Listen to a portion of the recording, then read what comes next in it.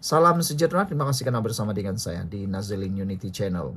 Sekali lagi tiba-tiba Tun Mahathir tampil membuat satu kenyataan paling pelik di dunia. Tapi paling hebat di dunia juga. Kalau dulu Mahathir kata Melayu mudah lupa, ada juga beberapa lagi kenyataan Mahathir yang turut membabitkan Melayu. Kali ini Tun Mahathir pula mendakwa Melayu akhirnya tinggal di pinggir hutan. Begitu melampaunya kenyataan Mahathir ini sehingga dia kata Melayu akhirnya tinggal di pinggir hutan. 22 tahun, 22 bulan beliau Tun Mahathir jadi Perdana Menteri. Tapi masih lagi berani bercakap akhirnya Melayu tinggal di pinggir hutan. Bukankah Tun Mahathir adalah Perdana Menteri selama 22 tahun, 22 bulan? Kalau ini yang dikatakan oleh Mahathir, secara tidak langsung beliau sedang memberi telunjuk beliau kembali kepada diri sendiri. Bolehlah dianggap apa yang Mahathir cakap ini kegagalan beliau menjadi Perdana Menteri selama 22 tahun dan 22 bulan. Bukankah patut beliau mengatakan bahawa beliau menjadi Perdana Menteri telah banyak membantu memajukan orang Melayu supaya apa yang berlaku boleh menunjukkan kejayaan beliau. Tapi dengan dakwaan Melayu akhirnya tinggal di pinggir hutan ini, beliau cuba mengenakan kerajaan.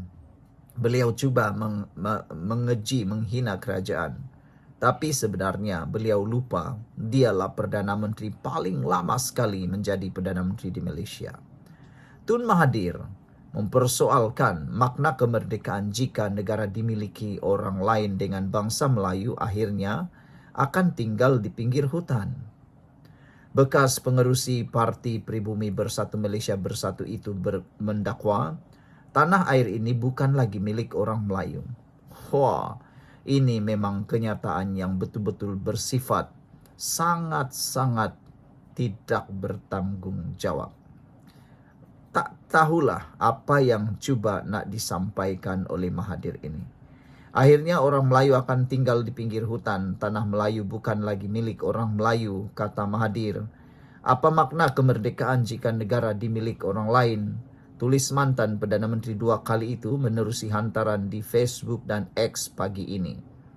Ini satu cubaan untuk meraih sokongan dan simpati daripada orang Melayu.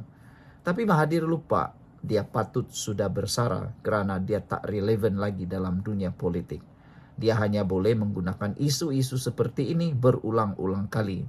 Tapi dia lupa zaman sekarang tidaklah seperti zaman di mana dia megah. Cakapnya orang percaya. Sekarang dia cakap saja ramai tak percaya. Mahathir yang bakal menjejak usia 100 tahun pada 10 Julai nanti berkata, bangsa Melayu kehilangan 4 negeri kepada Thailand, Kepulauan Riau dan Singapura. Semenanjung yang tinggal dari Perlis ke Johor juga separuh telah dijual kepada orang lain.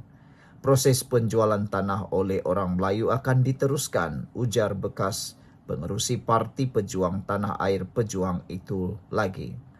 Kita tak tahu apa sebenarnya yang cuba Mahathir sampaikan ini. Yang pentingnya Mahathir patut berehatlah, bersaralah daripada campur tangan politik maupun pentadbiran negara. Masa Tun Mahathir sudah berlalu, sudah terlalu tua dan tidak mampu lagi melakukan apa-apa. Sekian dulu untuk kali ini, jangan lupa tinggalkan komen Anda. Salam sejahtera, terima kasih karena bersama dengan saya di Nazilin Unity Channel. Ada yang kata, benarkah Ismail Sabri Yaakob akan ditahan tidak lama lagi? Semua itu hanya sekadar satu fitnah. Ismail Sabri Yaakob belum ditahan, belum ditangkap dan belum dibuat apa-apa. Menurut laporan SPRM, hanya 15 hingga 20% siasatan ke atas Ismail Sabri selesai. Wah, bayangkan Ismail Sabri telah disoal berkali-kali. Kalau tak silap saya, Ismail Sabri Yaakob sudah dipanggil lebih daripada 7 kali. Kalau tak silap saya, dah 8 kali dah Ismail Sabri dipanggil oleh SPRM. Tapi bayangkan, hasil siasatan baru mencecah 15 hingga 20%. Begitu rumitnya kes Ismail Sabri Yaakob ini. Bagaimana rumitnya kita pun tak tahu. Mungkin Anda mempunyai idea.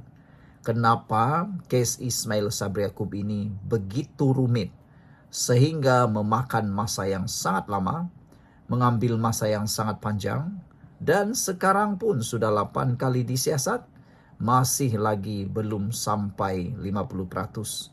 Baru sekitar 15 hingga 20%. Jadi, adakah ini case yang betul-betul berprofil tinggi? Walaupun telah disoal siasat berkali-kali berhubung pengisytiharan harta, Ketua Pesuruhjaya SPRM Azam Baki berkata, siasatan terhadap bekas Perdana Menteri Ismail Sabri Yaakob masih di peringkat awal.